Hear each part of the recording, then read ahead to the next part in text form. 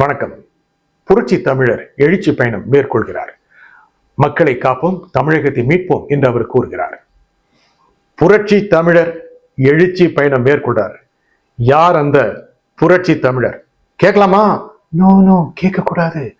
புரட்சி தலைவர் தெரியுமில்ல, புரட்சி தலைவி தெரியுமில்ல, அதே ரூட்ல வந்தவர் தான் நம்ம புரட்சி தமிழர் எடப்பாடி கே பழனிசாமி.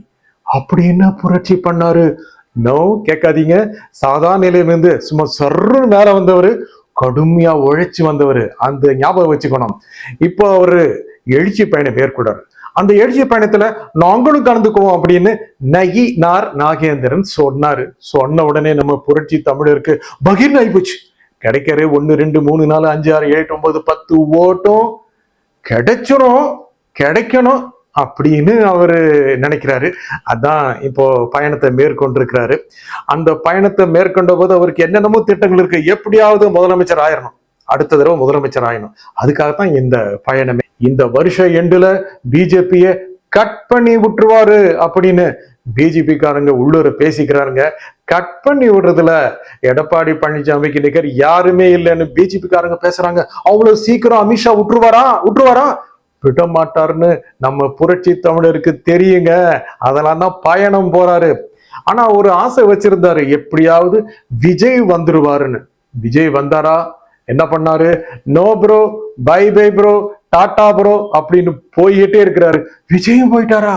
அடாடா, என்ன பண்றது? ரொம்ப கவலையில தான் இருக்காரு நம்ம புரட்சி தமிழர். புரட்சி தமிழரோட எழுச்சி பயணத்துல அவர் முகத்தை பாத்தீங்களா? ரொம்ப டல்லா இருந்தாரு. இல்ல என்ன பண்றதுன்னு தெரியலங்கிற குழப்பம் இருந்துச்சு. ஏன்னா விஜய் தான் டாட்டா சொல்லிட்டாரு அப்படிங்கிற ஒரு கவலை தான். ஏன்னா தனித்தனி அணியா வேற ஆகி போச்சு.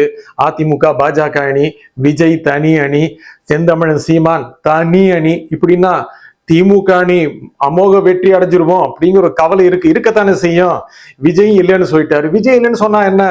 அந்த பாட்டு நம்ம புரட்சி தமிழருடைய எழுச்சி பயணத்துக்கு போட்டாங்களே பாட்டு, அதை கேட்டீங்களா? சரித்திர நாயகன், சாமானிய நாயகன் அப்படின்னு அப்படியே விஜய்க்கு போட்ட பாட்டு மாதிரியே இருந்துங்க. காப்பி அடிச்ச மாதிரி இருந்துச்சு இல்ல? அந்த டியூனும் சரியில்லை, லிரிக்ஸும் செட் ஆகல, விஷுவலும் பவர்ஃபுல்லா இல்லை. ஏதோ போட்டு கொடுத்துட்டாங்க, போறாரே போயிட்டு கேட்டுட்டே இருக்கட்டும் அப்படின்னு. நம்ம புரட்சி தமிழர்லாம் கண்டுக்க மாட்டார் அப்படின்னு பாட்டை வச்சு மசாலா அரைச்சிட்டாங்க. என்ன பண்றது? அதே கேட்டுட்டு தான் போறாரு. இருந்தாலும் எப்படியும் அடுத்த முதலமைச்சர் ஆகணும் அப்படின்னு வேகமா போறாரு. அந்த பஸ்ல சும்மா சர்ன்னு போறாரு. இருந்தாலும் கீழே இறங்கி சாமானிய மக்களோட உரையாடிட்டு போறாரு. ஆனா அவர் ஜெயிப்பாரா, முதலமைச்சர் ஆவாரா? அதெல்லாம் உங்க கையில இருக்கு. அப்புறம் கடைசியில அந்த பாட்டு ட்ரெண்டிங்ல இருக்கிற அந்த பாட்டு கேட்க மறந்துடாதீங்க. சரித்திர நாயகன், சாமானிய நாயகன் கேட்டுருங்க. சரியா? Bye.